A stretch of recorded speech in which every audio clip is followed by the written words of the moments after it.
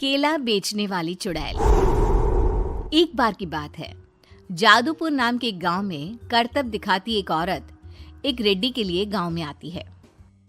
आइए आइए मेहरबान कदरदान, खाइए रोहड़ा के ताजे ताजे केले। कभी खाए नहीं होंगे ऐसे केले, पीले पीले केले खाइए। ये कहकर रोहड़ा हाथों में 4 केले लिए उन्हें सर्कल में जोर जोर से हवा में उछालती हुई करतब दिखाती है, जिसे देखकर आसपास के सारे बच्चे अपने अपने मम्मी पापा से उस औरत के पास जाने की जिद करने लग जाते हैं। पापा, ऐसा तो सर्कस में बॉल से होता है ना, ये आंटी तो केले से कर रही है। चलिए ना पापा, देखते हैं। रोहड़ा एक पतली सी तार पर चलती हुई केलों से करतब दिखाती है। आते जाते सभी लोग बाहर रुककर उसके करतब देखते हैं और वाह वाही करते नहीं थकते। जैसे ही एक आदमी पास आकर उसे पैसे देने लग जाता है, तब वो कहती है, अरे नहीं नहीं साहब, मैं करतब तो बच्चों के मन को बहलाने के लिए करती हूँ। धंधा तो मेरा केले का है। पीछे देखो मेरी रिड्डी, जो भी मेरे केले खाएगा मेरी तरह चुस्त दुरुस्त और तंदुरुस्त हो जाएगा। पता चलता है क्या कि मेरी उम्र 55 की है। अरे पर ऐसे ठंड के मौसम में कोई केला क्यों खाएगा? ये ऐसे वैसे केले नहीं है साहब, ये शरीर में गर्मी देते हैं। ठंड को दूर भगाए जो भी रोहिणा के केले खाए। पापा, अगर मुझे केले नहीं मिले तो मैं घर नहीं जाऊंगी। तभी उसके पापा कहते हैं कि बेटा, केले ठंड में कभी गर्मी नहीं देते। ये सब कहने की बातें हैं, सामान बेचने का तरीका है इनका। पर पिंकी नहीं मानती। मैं केले खाऊंगी। पिंकी की जिद के आगे नत्थू हार जाता है और उसे केले खरीद कर दे देता है। पिंकी खुश होकर केले घर ले आकर खाती है। अब मैं भी करतब करूंगी, कितना मजा आएगा। जादुई केले। पिंकी पहला केला खत्म भी नहीं करती कि वो बेहोश हो जाती है। दूसरे केले से एक काला धुआं आता है और रोहड़ा चुड़ैल बनकर बाहर निकल आती है। मेरे भूतिया केले बच्चे न खाए, ऐसा हो ही नहीं सकता। जादूपुर वालों, कब तक बचोगे? आ गई हूं मैं रोहड़ा, जिसका कोई नहीं कर सकता सामना।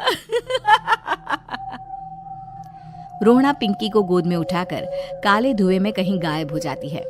शाम के वक्त नत्थू घर लौटता है और पिंकी को घर में ना पाकर उसकी माँ से कहता है, माँ पिंकी कहाँ है? अरे बेटा, उसे तो तू सुबह करतब दिखाने ले गया था ना, फिर कहाँ वापस आए तुम दोनों? मुझे लगा तू उसे अपने साथ मंडी ले गया होगा। हे भगवान, मेरी बच्ची कहाँ गई? मैं उसे घर ही तो छोड़कर गया था माँ। नत्थू गांव के घर कोने में अपनी बेटी को ढूंढता है, पर उसे वो कहीं नहीं मिलती। परेशान होकर आखिर रो रो कर नत्थू हिम्मत हार कर घर लौट आता है।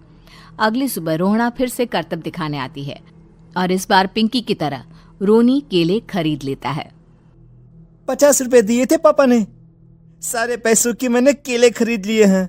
अब मैं भी आंटी की तरह ही करतबबाज बन जाऊंगा।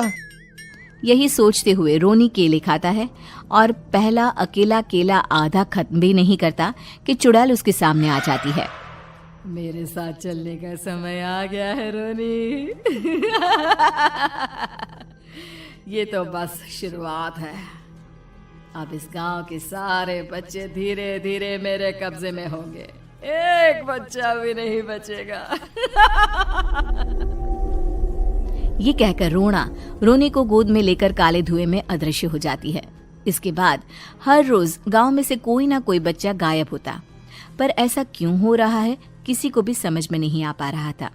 रोज की तरह अपनी बेटी पिंकी की तलाश में नत्थू गांव के एक तालाब के पास बैठा रो रहा था। कहाँ गई मेरी पिंकी?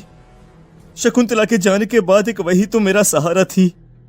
अरे उसकी आत्मा कोस रही होगी मुझे कि मैं अपनी बच्ची को संभाल भी नहीं पाया।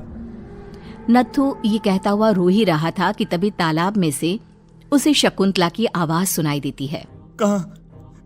कहाँ थी तुम शकुंतला? हमारी बच्ची और सारे गायब हुए बच्चे रोहड़ा के कब्जे में हैं।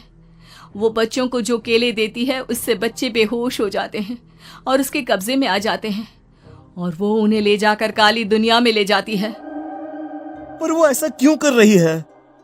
ये मैं नहीं जानती, पर उस दुनिया का रास्ता मैं आपको बता सकती हूँ।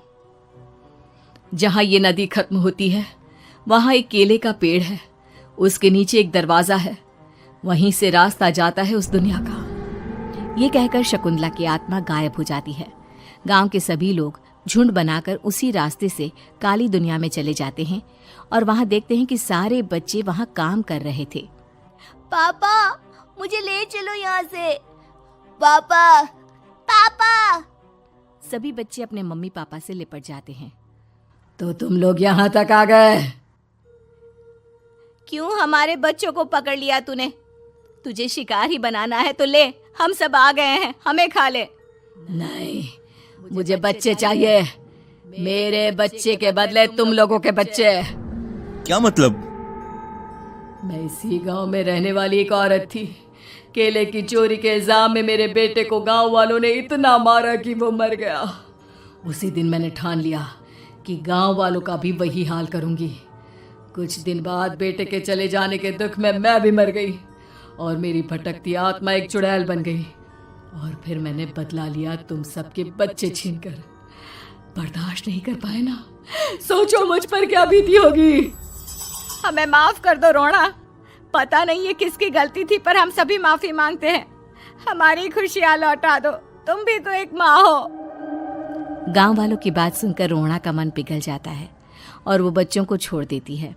उसके बाद काली दुनिया बच्चों के लिए